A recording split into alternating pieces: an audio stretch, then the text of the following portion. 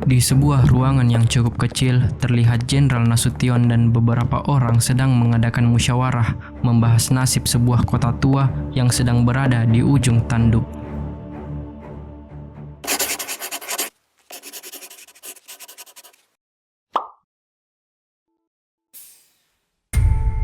Saat itu adalah masa pasca kemerdekaan Indonesia. Pemerintah Indonesia yang telah terbentuk saat itu sedang membenahi urusan administratif pemerintahan di berbagai wilayah negaranya. Namun seiring dengan berjalannya pemerintahan dari suatu negara yang baru saja merdeka, tidak lepas pula dari berbagai tekanan negara-negara lainnya yang lebih kuat. Tekanan-tekanan yang diterima Indonesia dari negara lain pasca kemerdekaan seringkali menghasilkan konflik yang menghantarkan kepada peristiwa-peristiwa bersejarah di berbagai wilayah Indonesia. Salah satu peristiwa itu terjadi di Pulau Jawa di salah satu kota besar di Indonesia, yaitu Bandung, yang dimana terjadi konflik antara pasukan negara sekutu dan rakyat Indonesia yang melahirkan peristiwa bersejarah yang diberi nama Bandung Lautan Api. Tepatnya 12 Oktober 1945, negara sekutu yaitu Inggris mendatangkan pasukannya yang dipimpin oleh Brigadir Jenderal MacDonald ke kota Bandung. Saat itu, MacDonald mewakili negaranya menyampaikan beberapa tuntutan kepada pemerintah Indonesia, yaitu seluruh senjata rampasan rakyat Indonesia agar diserahkan kepada negara sekutu, dan tuntutan lainnya yaitu pembebasan tawanan perang Eropa. Ternyata tuntutan yang disampaikan oleh negara sekutu berdampak buruk kepada rakyat Indonesia. Hal itu dibuktikan dari tawanan perang yang dibebaskan melakukan tindakan-tindakan yang mengganggu keamanan dan menimbulkan banyak bentrokan bersenjata dengan tentara Indonesia di berbagai tempat di kota Bandung. Bentrokan ini terjadi sangat sering dan berlarut-larut sehingga membuat rakyat Indonesia geram. Pada akhirnya, tanggal 21 November 1945, pada malam harinya, tentara Indonesia bersama Badan-Badan Pejuang Indonesia melancarkan serangan besar-besaran ke markas pasukan sekutu di Hotel Savoy Human dan Hotel Preanger, dan merupakan bentrokan bersenjata terbesar saat itu.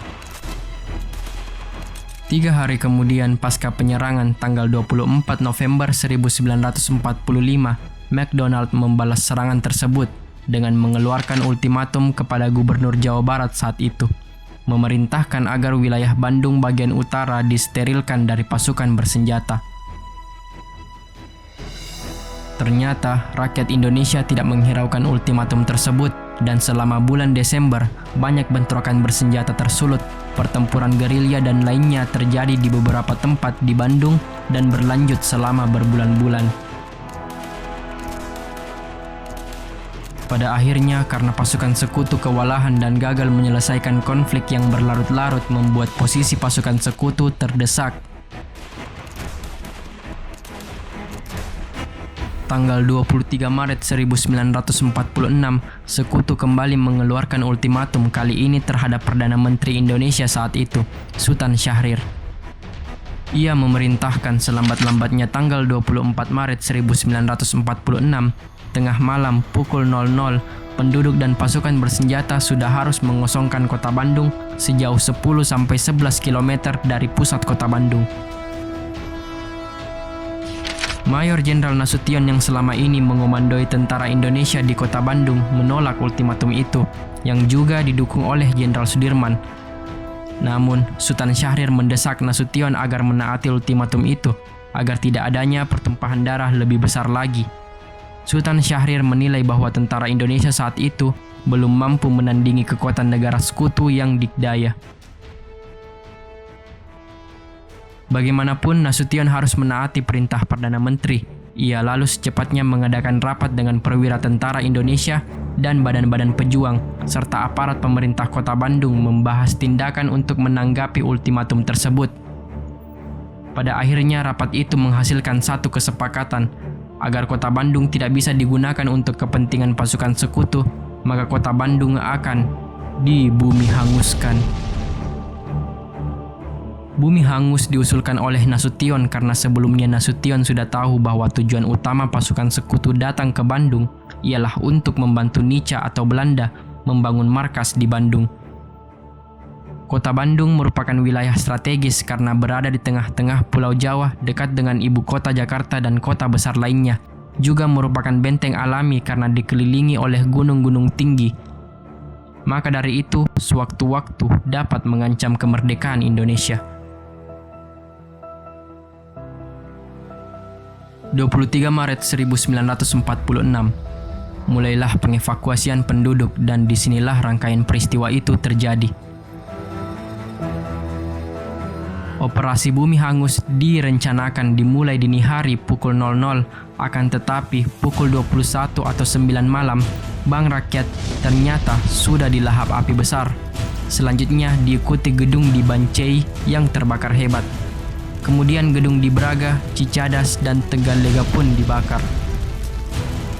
Pasukan sekutu menyadari kehebohan itu dan berusaha menghentikannya hingga terjadi bentrokan. Sementara itu, di desa Dayuh Kolot, terjadi bentrokan hebat antara pejuang Indonesia dan pasukan sekutu yang menjaga gudang amunisi besar berisi senjata dan 1.100 ton mesiu. Dua pejuang yang bernama Muhammad Toha dan Ramdan diberi tugas untuk meledakkan gudang tersebut. Keduanya pergi menyelinap melewati area yang tidak dilihat oleh pasukan sekutu, lalu masuk ke dalam gudang dan seketika gudang itu meledak dengan hebatnya. Gudang amunisi yang sangat penting bagi pasukan sekutu itu berhasil dihancurkan, tetapi kedua pejuang tewas ikut dalam dahsyatnya ledakan gudang itu. Kembali ke kota Bandung, tentara Indonesia sedang membakar markas mereka yang berpotensi digunakan pasukan sekutu. Kemudian setelah itu menggerakkan dan mengawal lebih dari 200.000 penduduk meninggalkan kota Bandung sembari membantu membakar rumah-rumah mereka. Pasukan sekutu sudah berusaha sekuat tenaga untuk menghentikannya, akan tetapi arus besar massa penduduk yang membakar rumah mereka sudah tidak bisa terbendung lagi. Dan dalam waktu semalam saja, seketika kota itu terbakar hebat dengan asap tebal membumbung tinggi ke langit. Malam itu, kota Bandung dilihat dari kejauhan benar-benar seperti lautan api. Dan pada pagi harinya, kota Bandung hanyalah seperti kota mati dengan puing-puing berserakan di seluruh penjuru kota. Dalam beberapa bulan, tentara Indonesia dan pejuang Indonesia bergerilya melawan pasukan sekutu dan kemudian berhasil menduduki kembali kota Bandung. Peristiwa ini merupakan sebuah peristiwa titik balik yang dimana mencegah krisis yang akan mengancam kemerdekaan Indonesia.